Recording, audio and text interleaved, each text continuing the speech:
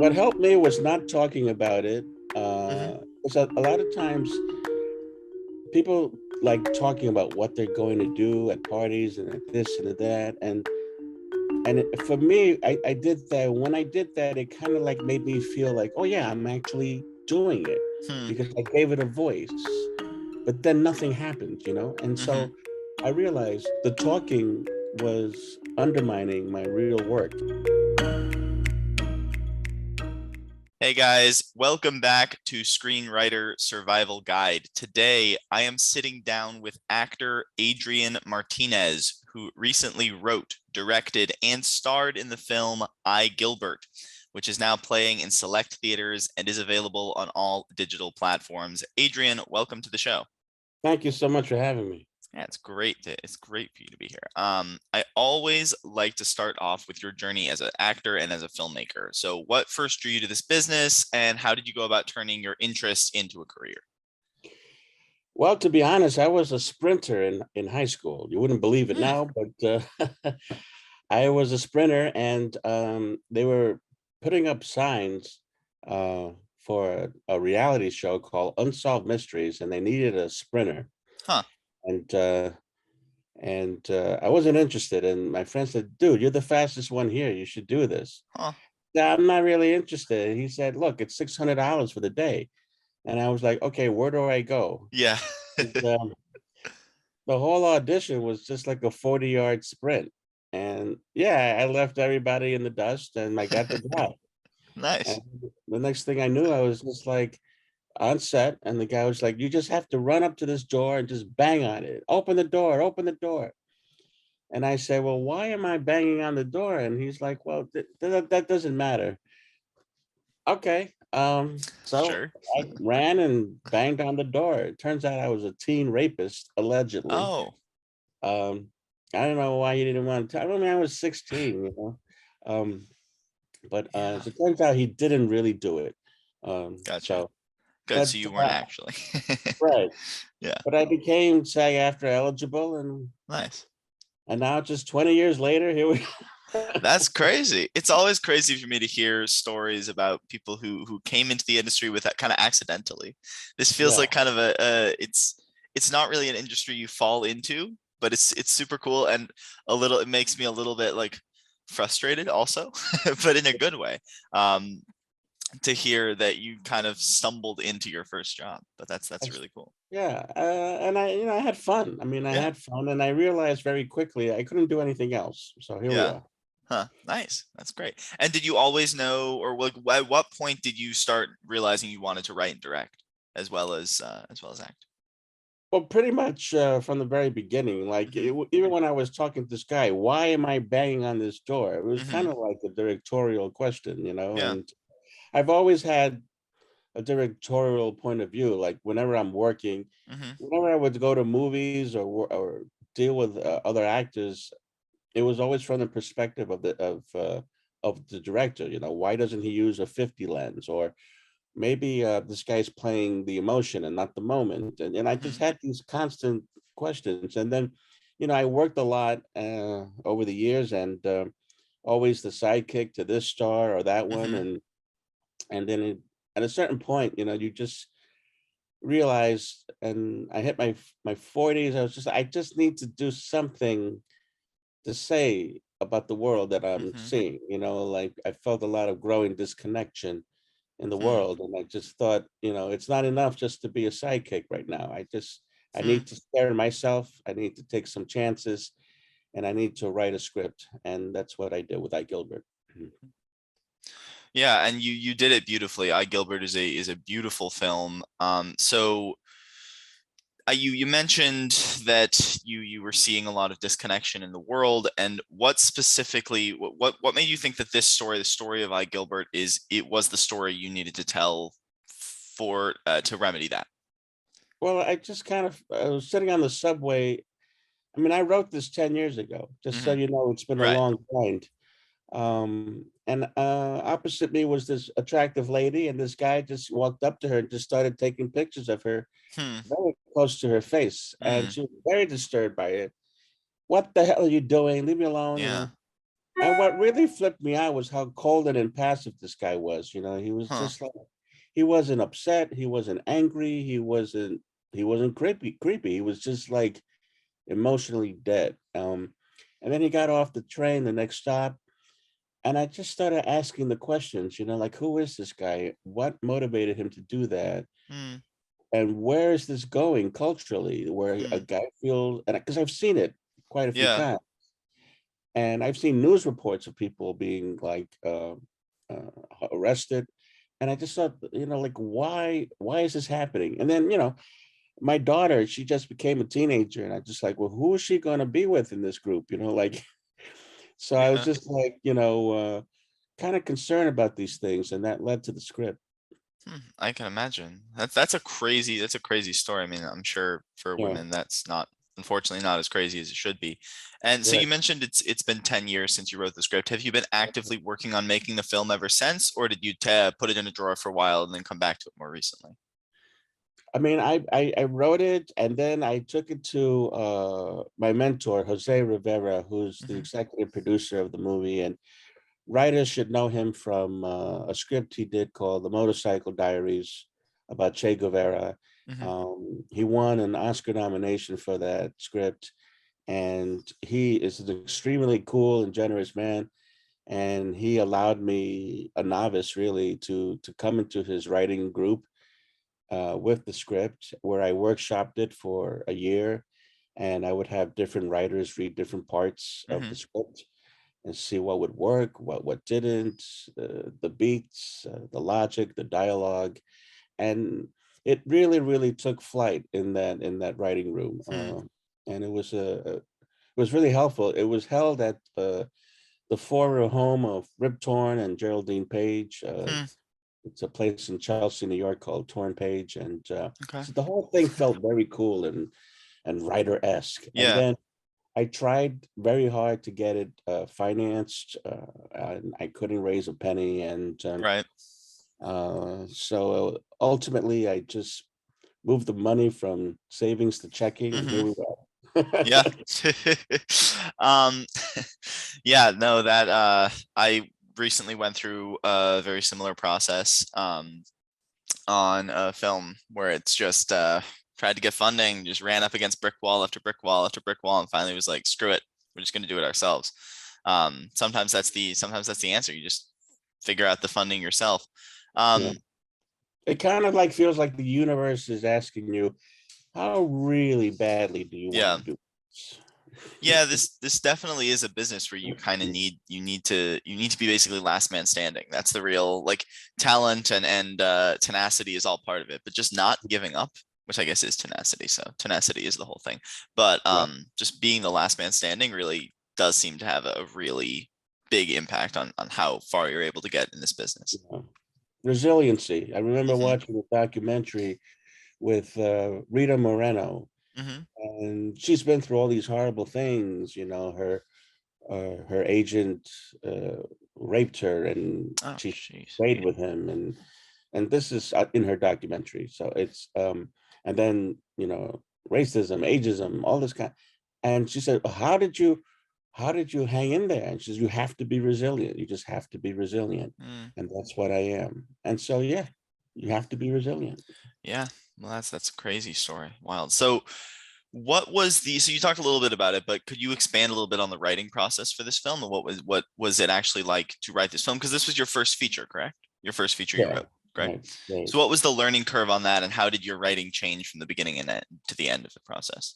Well, for me, it really began in a sort of very slowly and very quickly. I wrote this because it took like a year to just kind of like ruminate and just walking and just taking in different images, and it would just stay in my brain, and I would just like write things down that moved me or that stayed with me. And then I basically over a weekend wrote the draft. And but again, it took like a year of just kind of like contemplating the story and what I wanted to do with it. And Hmm. then I went to a place called the writing room, and it's 24/7, and you just basically go there and you can stay there all day and all Hmm. night and write and write and write. No one talks to you, no one bothers you. There's no phones allowed, and you just kind of That's write. amazing. Yeah, That's in New York. yeah. It's It's called in the the East writing room. Village. Yeah, It's and crazy. it's a sanctuary, really. I mean, everyone sits in different cubicles. No one's allowed to speak. No Hmm. one's allowed to use their phone, and you just write. You have no choice but to write. That's amazing. And I cranked it out over the weekend, and it was terrible. But I Wow. knew I had an idea that this was, in the right direction. Yeah. Yeah, I think a lot of first drafts are like that, where it's that most of it is utter crap, but that like, okay, this is the right story to tell, even if I'm not telling it correctly yet. Right, Um, and right. having tenacity to just stick in there again is, that always comes back to that. So could you I'm always fascinated by the stories of how projects find their funding, and you have a really cool story. Could you talk us a little bit through the process of trying to go the studio or investor route, and then kind of when you decided and why you decided that wasn't the right direction for you, as much as you're willing to share? Yeah, I mean, I had reached out to a lot of some of the stars I've worked with, and they weren't able or to support the project. Hmm. And then I reached out to my reps and I said, "Do you know people interested in this story?" And it's interesting because the edgier the material, the more people just don't want to be associated with it. Hmm. And this is kind of edgy material, Yeah. and we have a character that uh, basically in this culture nobody wants to talk about. Hmm. And so I knew it was going to be a tough sell, and so I made the decision to sell my property, and with the money I financed it. And I have no regrets because the choice was, do I live the life of an actualized landlord or do I live the life of an actualized filmmaker? Yeah. I went with filmmaker. Yeah, I that seems like the right choice. It is still a difficult choice. Did you kind of sit with that choice for a while, or was it once you saw that this is the only way forward for the film, were you like, no, this is an easy question? And then how did you kind of get used to that idea that you had to sell this property that probably was bringing in money for you? Yeah, it wasn't bringing in that much money. A lot of the tenants were rent controlled, which in New Mm, York means you're paying like $150 for a two-bedroom a month in rent. Uh, so I had to spend a lot of money in taxes and running the property and yeah, doing repairs and all this. And I was just miserable. And everybody was yeah, telling me, dude, you don't sell property in New York. You don't sell property in New York. And I believed it, and I for a long time, and then finally I just felt so haunted by the yeah, script, by my own talent, really. And I just said to myself, no, I just I can't live like this. I can't yeah. stay in this position. I have to do what I know what I was meant to do. And so, you know what they say, follow your bliss. So I sold the property. I told my kid, the good news is daddy's making a movie. The bad news is you're not going to college. And so we'll see how it plays out. I'm shooting a film this week, and I'll be all right. You got to sell out and do the iGilbert cinematic universe, and then it'll have best college. Yeah. um, so the protagonist Gilbert makes some questionable choices throughout the film, and I don't know if I'd go so far as to call him an anti-hero, but he's definitely he's a difficult person. He's struggling with stuff, and that's leading him to make really kind of bad, hurtful choices to the people he cares about.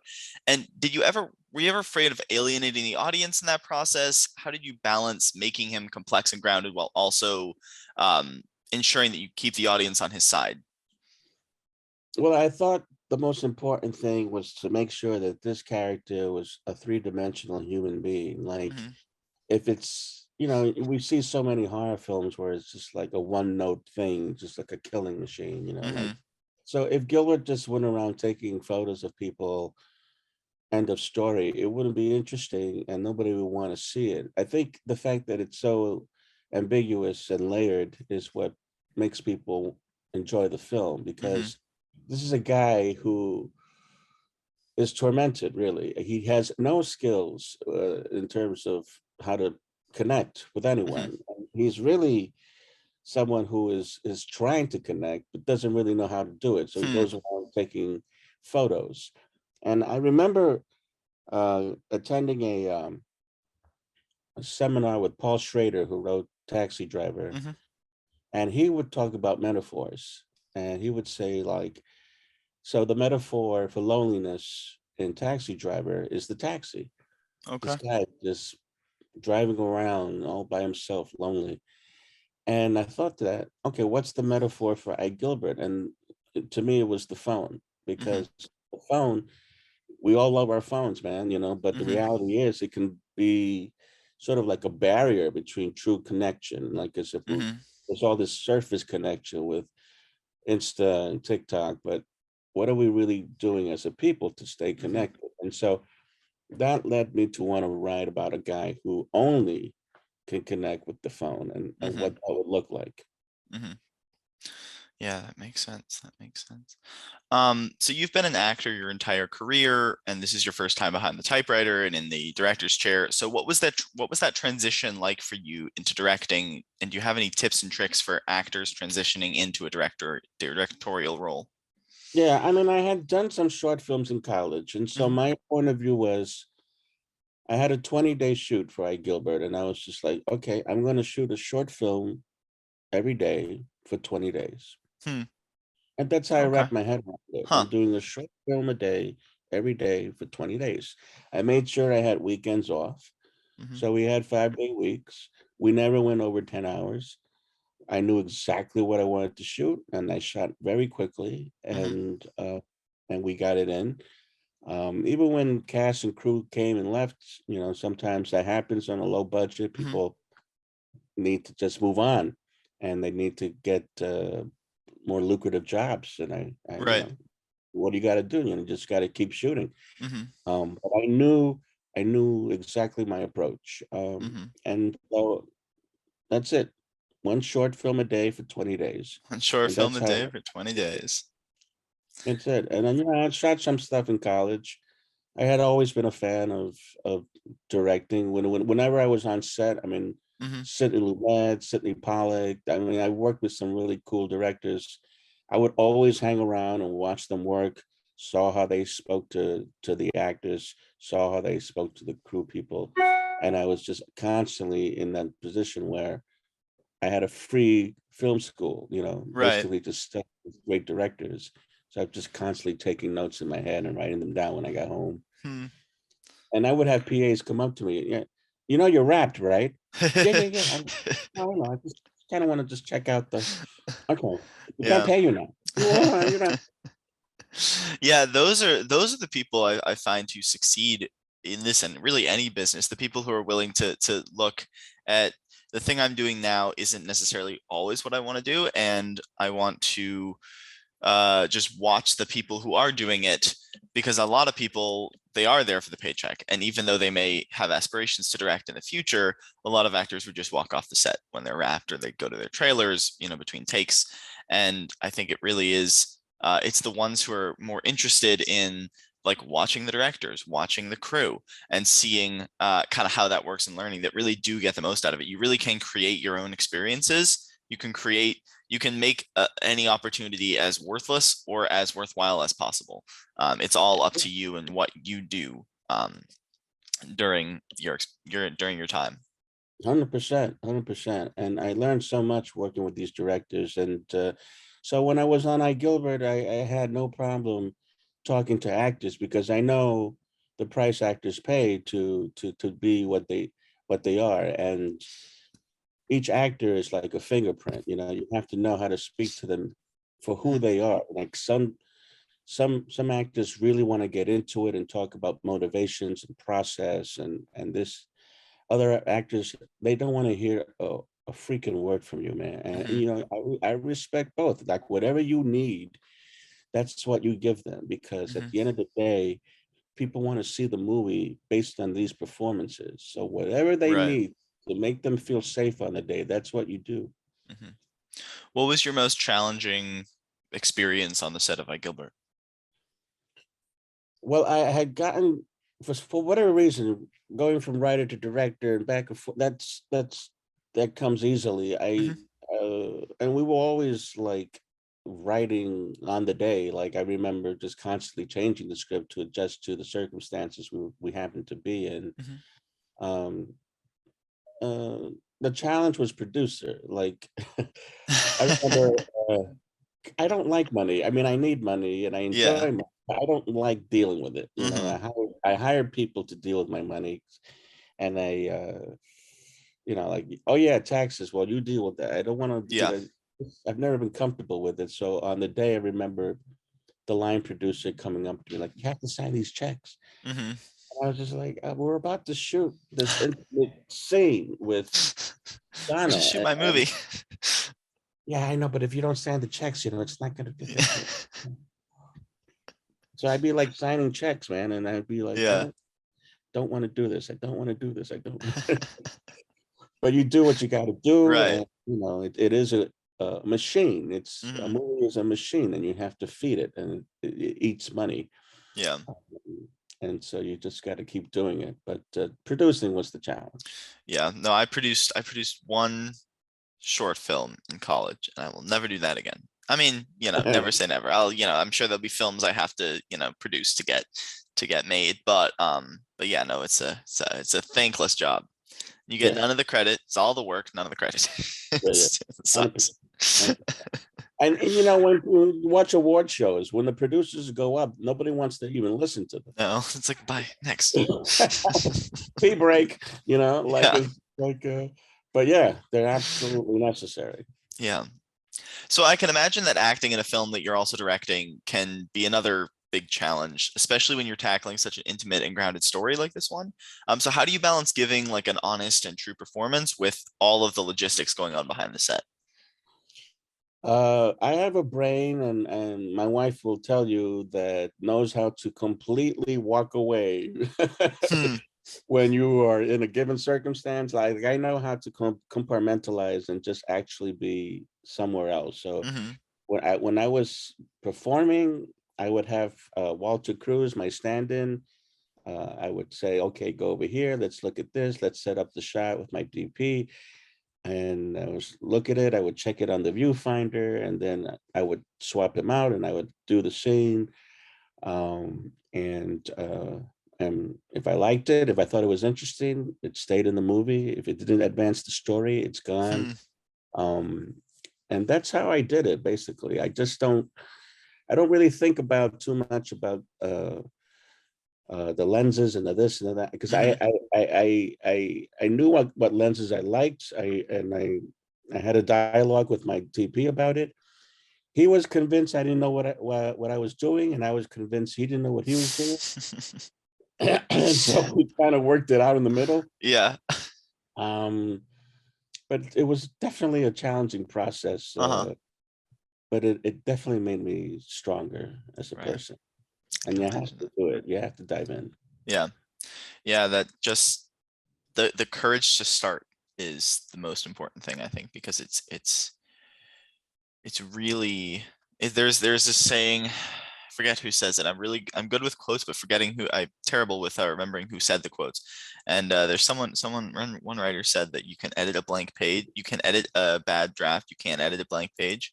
And I think that applies in all things. Like you just have to start, you just have to dive in, and it's gonna suck at first, and then as you go, you're gonna get better.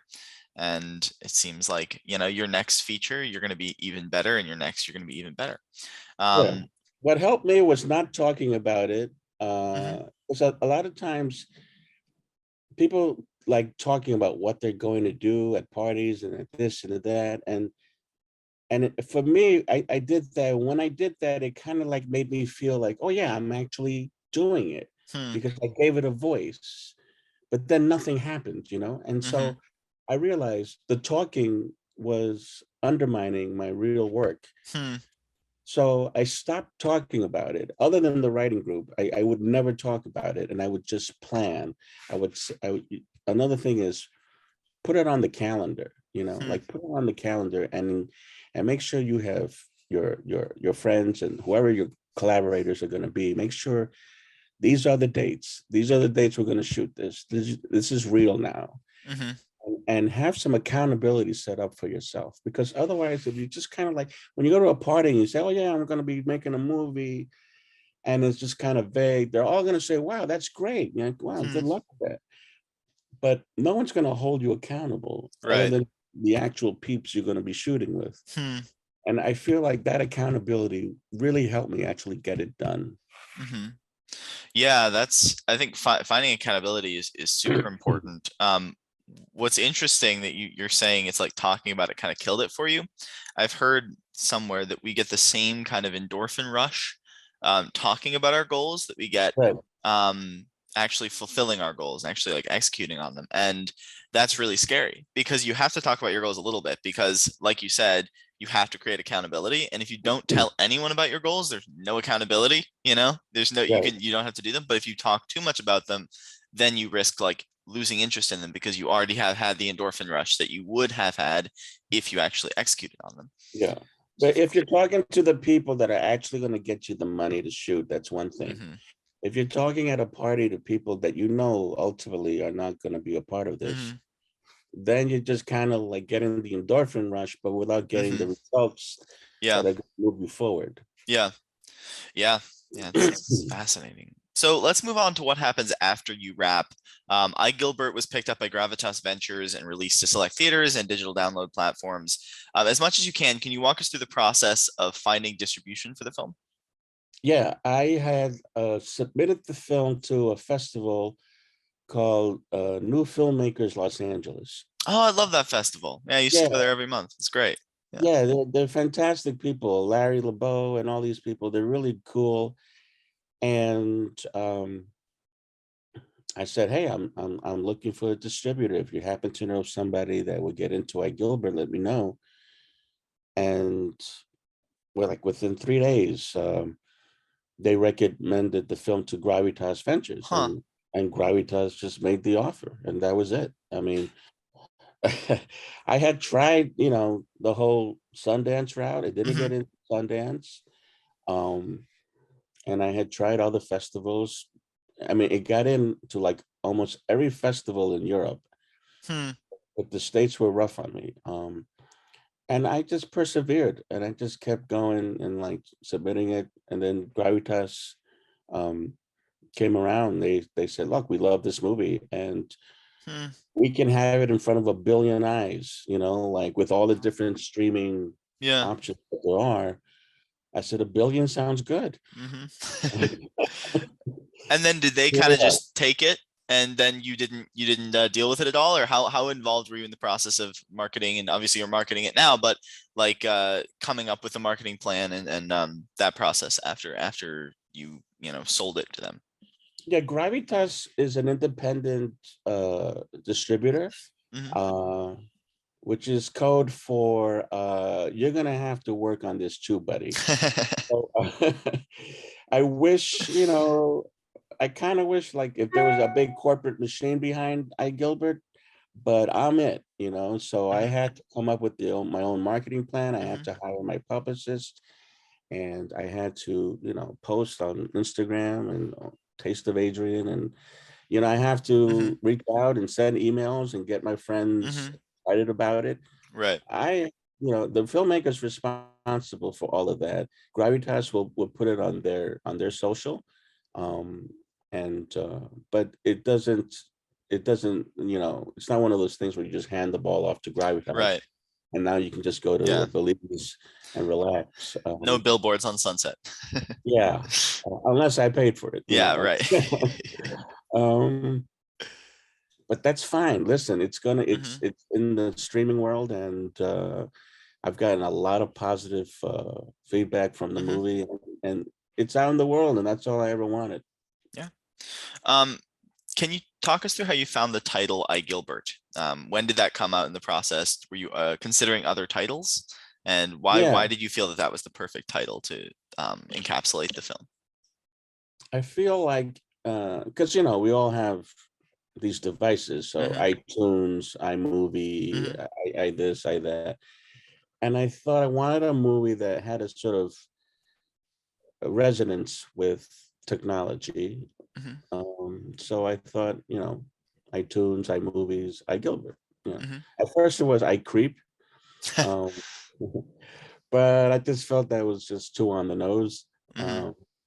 And then eventually it was iGilbert, because iGilbert, like he's trying to stand up and figure out who he is, Mhm. and he's also completely enmeshed with technology. Right. It made sense. Yeah. I definitely like iGilbert better than iCreep. iCreep also puts you at arm's distance from Gilbert, from the character. It like passes a judgment on him before you've even started. And I think Yeah. iGilbert was the perfect title. So congratulations on that. Thanks. Thank you, man. So everybody should definitely go see this film. If they do, where can they find it? It's streaming everywhere. So Mhm. whatever you got, it's there. So Wonderful. iTunes Movies, Amazon Prime, Fandango, YouTube. Just write iGilbert and it'll pop up. Perfect. Perfect. Perfect. And we'll have links in the show notes to some watch links as well. I really Um, want to know what your fans think about it. So, they can message me at Taste of mhm, Adrian on Instagram, and where I'll have further updates, because we're mhm. going to Europe next, and I'll let people know what's up. All right, wonderful. Now, before I ask my last question, I want to give a quick spoiler warning. I want to ask a few specifics, if you don't mind, of aspects of the film. So, firstly, the kind of subplot. The film went to a lot of places that I was not expecting it to go, and I loved every one of them. The first one was the subplot with the Central Park rapist, and Gilbert becoming the person, the star witness in the rapist investigation. So obviously, that when you were telling the story earlier about the woman with the man taking photos of her, that seemed like it could have been somewhat inspired by that. But what was the impetus for that? When did you realize that that was an important storyline to add? Because it doesn't. Off the bat, like if I was outlining this film, I don't think in a million years I ever would have thought, oh, let's make him the star investigation in a citywide manhunt. Right, right. To me, it was to show how the phone can be your friend and it could be Mm-hmm. your enemy. It can save a life and it can Hmm. destroy a life. Okay. And here he had an opportunity uh, to show a moral compass that we haven't Mm-hmm. seen before. Mm-hmm. Um, I mean, I feel like he was just completely inept in terms of like doing the right thing or having the right skills. He's trying to survive. With every picture he took of everyone, he's just trying to connect. But Mm-hmm. he doesn't realize that this is the inappropriate way of doing it. Right. Um, but here he is, he's photographing a woman uh, that he's drawn to and trying to connect with in his broken way. And then he sees this guy confessing to a crime. Mm-hmm. Suddenly his moral compass is awakened and he realizes this could incriminate him, and let me film him. And it was just to show the power of the phone and how it can work for us and Hmm. against us. That's great. I think it's super interesting because you talk about how Gilbert often isn't seen by people, and that like that's like a core tenet of the film. And what's kind of interesting is the rapist, follows him off the train into Grand Central Station, and then um, but when he passes out, the rapist doesn't think to go find his phone or grab his phone, and it's almost one more example of, oh, okay, this man is no longer a threat. um it's a very another kind of more subtle way of talking about how Gilbert is not really seen by anybody. Yeah, thank you for catching that. And that was one of several. You just touched a nerve, dude, because that scene, we shot it in Grand Central in New York, and initially in the script, the phone falls on a subway track, Mm, and Gilbert dives onto the track because he knows he's got the evidence. And a train comes, and he gets his phone, and people pull him up, and it's that classic dramatic, you hmm. know, train almost got me, but I got the Right. evidence. And when we got to Grand Central, They said, no, you, you absolutely cannot shoot that. That would cause copycats. Oh, And gotcha. no freaking Huh. way. No, no. So then I like, okay, what can I do? And then, so we shot a scene of Gilbert running away from those guys. Like he gets Hmm. out of the train station, he's running away, and they track him down, they pin him down, they start hitting him and getting the phone. And he just starts screaming, "You're not getting my fucking phone. You're not getting my Hmm. phone." Um, and then neighbors start hearing them, and the police, you can hear a cop car coming, and then the thugs just walk away. Hmm. This one, the choice you see in the movie felt the most Gilbert like. Hmm. Like he's not in good health. He's Hmm. diabetic. He's like, and it felt right that, he would just basically just stop himself. Like his body gives out on him and he Yeah. just collapses. And they don't want to start with him now because he's in the Hmm. middle of Grand Central. So they're going to be like, nah, we can't do anything. He's Hmm. right here. So that just made the most sense. It Yeah. was subtle, but it felt right. Oh yeah, I think it was absolutely the right choice. And then the ending. So obviously the ending is a little bit ambiguous. Um I thought the interest how you place as you kind of we come into the last couple minutes of the film. I thought it's interesting how you because obviously the moment we first see him filming Jana in the shower and everything, we immediately know, okay, at some point in this film, she's gonna see these pictures. And I thought the interesting the idea. I would have just the kind of classic way of doing it would have been like as she right before they have sex or right after they have sex or something, but you wait until the very last moment, like probably 5 minutes, I'd say, before the end, 3 to 5 minutes before the end of the film, for her to see those pictures and for her to reject him, and then you force him to go through this decision to be better and go see her, but we don't actually know if he has, because at the end you still have the phone poking out of the pocket. So can you talk about what you were thinking in these moments and what made you make the decision to have the ending happen there, have those specific beats play out in that way? I mean, I'd like to think that Gilbert doesn't have the phone on in that last scene. Hmm. I'd like to think that it's not running.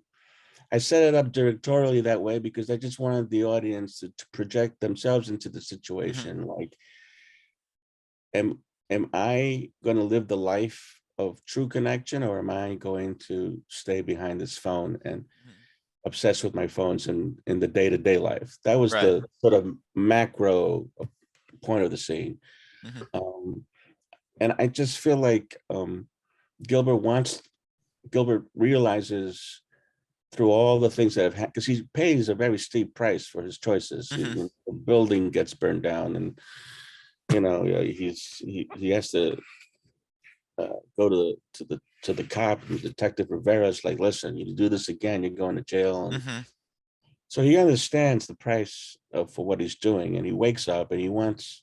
I think he really loves Jana, and I think he really wants to be with her. Um, but I left the phone in the pocket so that people can wonder, like, Hmm. where is this all going? Just in Hmm. terms of a societal point of view, Hmm. like, where are we going with all this? Hmm. Are we still with our phones all the time? Are we going to put down the phone and just like call people and see how they're doing? Hmm. And so that was that. And then I feel like I don't know. I don't know if they wind up together. I'd like to think they do. Yeah, me too. All right. One more time, your social People media, have your forgiven. People have forgiven a lot worse. yeah, that's true. All right, one more time before my last question. Your Instagram is, Taste of Adrian. and is that the best place for people to reach out? Yes. Okay, great. So watch the film, reach out with any questions or I'm thoughts. also on Twitter, Taste of Adrian, and Mhm. Facebook, Taste of Adrian. But Taste of Adrian is the main. Gotcha. Taste of Adrian anywhere you social. All right. Yeah. My final question. I always call this your screenwriter survival tip. What's the most important thing you tell a young screenwriter or an actor who's transitioning into their first writing project to help them not only survive, but thrive in this industry? Get help. Hmm. And get help. Remember, I've written several scripts since iGilbert, and I have one that I'm going to be shooting this year. But all of it is possible because I got help. And Mm-hmm. for me, the help was the writing group Mm-hmm. and working with other writers, hearing their stuff, being inspired by them. Mm-hmm. There's this thing called The Net of Gems, which is a story from Joseph Campbell, who wrote a Mm-hmm. book called The Power and the Myth. And he talks about how in Indian culture, they see people, it's a metaphor for the world, like as a net of gems, like we're all in this net of gems. If you take one gem out of the net, it's interesting. But if you put that one gem back into the net, one gem reflects off the other, and the collective glows and is powerful and Hmm. glistens. And that's who we are. We are hard driven to work with each other, to connect Mm-hmm. with each other. And even in writing, I found that to be the case. So Hmm. finding a support group, a writing group that can help you um, hear your words, you hear them, you give them feedback, they give you feedback. That to me, that was enormously helpful. And if that's not going to work for you, then I understand that, you may have your own different process. So maybe you just want to collaborate with one other person. Mm-hmm. If you want to write all by yourself and you feel you have that kind of ability to do that, then go for it. Mm-hmm. But make sure you work in a sacred place. Like for me, Hmm. it turned out to be the writing room in where there's like no distractions, like Hmm. no one can get to me. Yeah. Um, but you have to find a safe space to work because Hmm. otherwise you're doomed. There's just so many distractions right now. Yeah. Yeah, that's that's the writing was an amazing feature, and that was a great screenwriter survival tip. Getting help, I think that's super important to work with other people, and it's also easy to kind of box yourself off and kind of go crazy with your writing, just just writing yourself and not, and it can feel like you're writing into a void. And when invite other people into that void, it starts to make things much And easier. but you don't have to be Paul Schrader. You are Hmm. enough. Hmm. We're interested in your story. We're interested in your point of view. Mm. Don't compare. Well, this is sucks because it's not the Shawshank Redemption. Okay, that's fine. Doesn't Right. have that story's been told. We want your Mm-hmm. story. Mm-hmm. So really, really know you're enough. Hmm. That's great. All right, everybody. Thank you so much for listening to this episode of Screenwriter Survival Guide. If we're delivering any insight or value to you, please drop us a rate and review on Apple Podcasts or wherever you get your podcasts, and follow us there so you can get every new chapter as it airs. In the meantime, you can find the show online at screenwritersurvivalguide.com, and you can find me on Instagram at Sam Brooks Presents. Until next time, don't just survive, thrive.